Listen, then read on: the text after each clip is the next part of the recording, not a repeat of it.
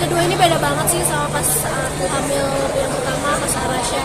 Kalau sekarang mungkin karena anak cewek ya.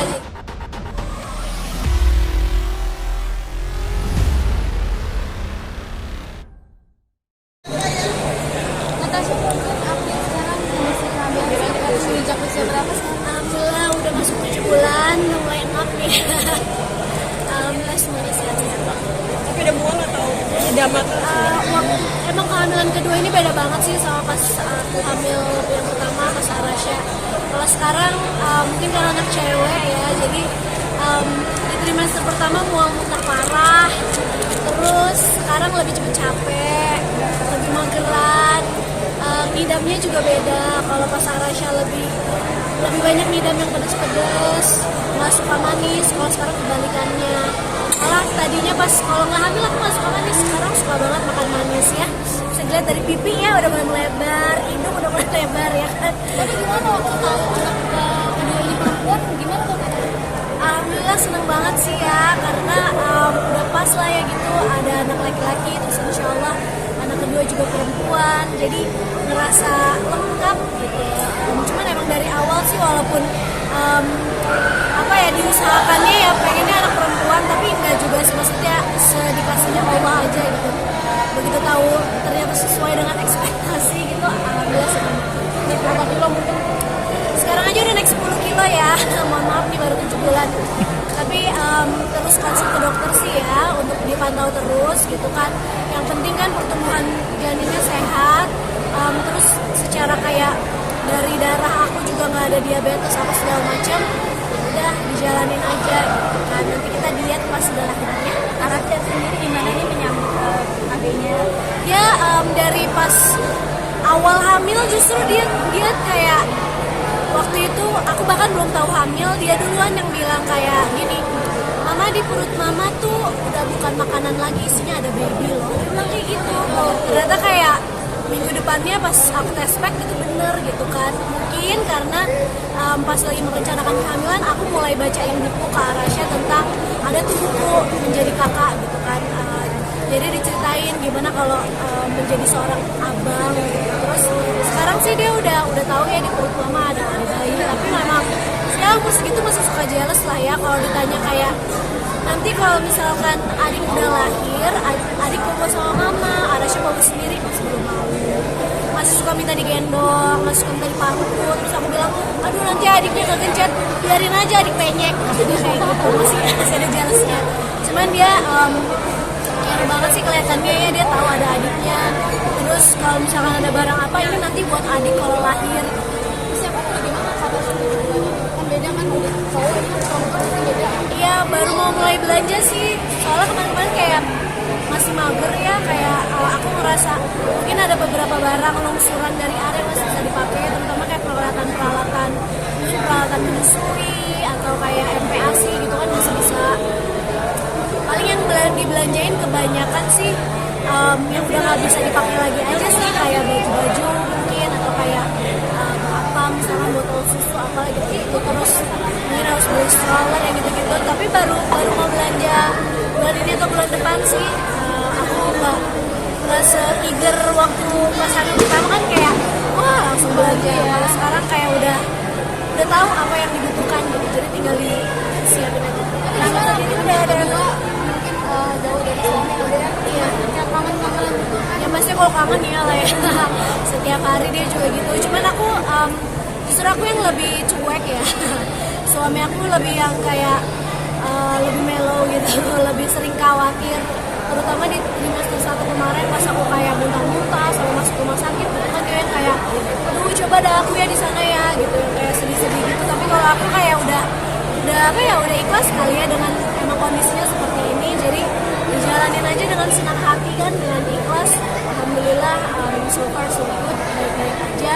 Kalau kangen mah tinggal telepon aja. sama susah masih lagi posisi lagi hamil lagi. Ya alhamdulillah banyak support system sih kan, ada mama, ada mertua, ada asisten-asisten aku, ada Arasya, ada mbaknya gitu kan yang bisa mendukung selama kehamilan ini. Jadi ya menggantikan peran suamiku lah ya untuk nganter-nganterin, untuk kalau ke Opjin mah sendiri itu, kalau ke dokter kandungan sendiri aja gitu, dan udah nggak terlalu banyak kekhawatiran lagi sih, nggak pas pertama hamil gitu kan, jadi udah ngejalaninnya alhamdulillah dengan senang hati aja, dengan ikhlas aja. Protektif nggak suami? Lumayan sih, lumayan ya. Cuman juga dia tahu lah, aku tahu yang terbaik juga buat kehamilan aku. Dia tahu kayak aku udah banyak mempelajari dari mulai secara sainsnya, secara psikologisnya seperti apa, handling toddler gitu.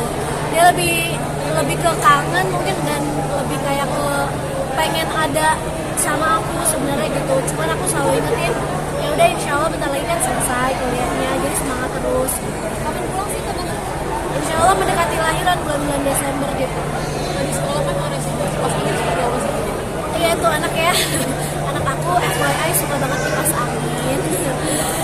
Dia tuh gak suka sekolah, jadi dia tuh emang tipe anak yang kayak attach banget sama aku. Mungkin karena memang selama ini banyak diurus sama aku, terus apalagi papanya jauh kan, jadi tempat teraman dia adalah aku. Kalau disuruh kayak berpisah gitu, kayak ke sekolah gitu tuh dia kayak sedih banget. Sebenarnya pas sekolahnya sih nggak apa-apa, dia tuh nggak nangis, tapi pas kayak harus dadah mama itu tuh dia nangis. Sampai suatu ketika dia bilang gini, aku happy kalau kipas diajak ke sekolah. Jadi ya udah kita coba bawa kipas. Semenjak itu dia udah nggak pernah nangis lagi ke sekolah. Dan alhamdulillah gurunya juga bolehin sih. Sekolahnya kan cukup lama ya, dari jam setengah 9 sampai jam 12. Aku juga tanyain sih ke gurunya itu gimana kalau di kelas nanti dia malah main kipas, lagi nggak mau memperhatikan pembelajaran. Padahal juga sekolahnya main doang. Tapi kata gurunya enggak kok bu, di kelas Arasha tetap main sama teman-temannya, tetap mau ngikutin aktiviti seharian. Nanti kalau ada free time baru kita bolehin main kipas. Sisanya Arasha cuma taruh kipasnya di pojokan aja gitu. Yang penting kayak mungkin ada temennya gitu kali ya dari rumah yang dibawa. Oh ada apa sih kok bisa pesan kipas gitu? Awalnya gimana? Itu aku udah sering ngulang deh kayaknya. Sedih lihat di YouTube sama di Instagram aku. Intinya ya dia awalnya takut kipas, jadi penasaran, sekarang malah jadi suka. Nah ini apa namanya Arasha juga umur 3 tahun ya? Udah pengen kerja katanya itu gimana sih? Iya soalnya dia suka nanya kan kayak kerja, mama kerja biar apa, biar dapat uang. Kalau misalkan kita dapat uang kita bisa beli yang kita mau gitu. Kita bisa beli ya aku kenalin konsep finance juga ya, aku kenalin konsep keuangan gitu. Kita nggak boleh mubazir, ada makanan di rumah ini karena mama kerja. Arasha punya kipas misalkan, Arasha punya TV di rumah, bisa nonton TV karena mama sama papa kerja. Kalau kita kerja dapat uang. Dia juga punya buku tentang ekonomi gitu kan, jadi kayak bisa relate gitu. Terus akhirnya dia sendiri yang bilang kayak mama, aku mau bekerja supaya aku dapat uang yang banyak, jadi aku bisa beli kipas. Mungkin koleksi kipasnya sekarang udah berapa banyak sih? Udah puluhan deh kayaknya. Kayak kalau datang ke rumah aku mungkin ngiranya aku kepanasan mulu, padahal enggak, itu koleksi anak aku semua. Banyak banget. Tapi kan stop atau emang dari dulu gimana sih? Dia nggak selalu minta yang baru sih, dia nggak selalu minta yang baru. Kadang malah kalau aku ajak kayak, kalau aku iming-imingin, dia kan suka di rumah ya, dia nggak suka pergi-pergi. Jadi misalkan gini, Arasha ayo temenin mama ke mall, habis itu kita beli kipas. Dia malah suka bilang gini, nggak usah, kipas aku udah banyak di rumah. Tapi sesekali dia kalau ngeliat kayak ada kipas baru, misalkan di tayangan YouTube kan ada tuh vlogger-vlogger kipas ya. Terus ada juga misalkan di luar gitu dia lagi lihat kipas terus kayak aku belum punya yang gini, aku mau yang kayak gini. Oke, nanti kapan-kapan kita beli.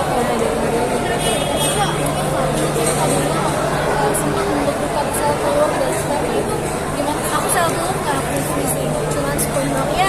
Jadi karena suami aku cancer survivor, ketika suami aku masih sakit itu tuh emang dokter bilang gitu untuk kanker limfoma Hodgkin dengan treatment yang harus kemoterapi dan radiasi, ada chance, ada kemungkinan dan kemungkinan besar nggak bakalan bisa punya anak lagi. Waktu itu sih juga nggak terlalu mikir yang kayak harus punya anak lagi gitu kan, udah ada arti juga. Yang penting suamiku sembuh dulu. Cuman tetap aja ya kita kan pengen optimis hidup dengan umur yang panjang, Randinya bisa sembuh lagi, dan dari dulu memang pengennya ya kita bisa grow our family gitu kan, bisa punya adik gitu kan, lebih dari satu anak lah. Nah akhirnya kita memutuskan, dokter juga nyaranin untuk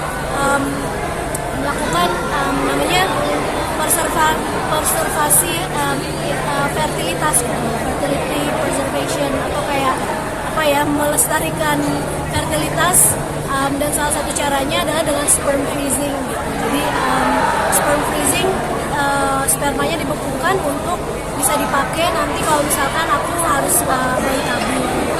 Waktu itu memang agak prosesnya lumayan, maksudnya aku decisionnya harus cepat karena kan Rani udah harus segera treatment, jadi kayak seminggu sebelum kemo, sebelum treatment dilakukan, kita lakukan sperm freezing dulu untuk berjaga-jaga aja sih.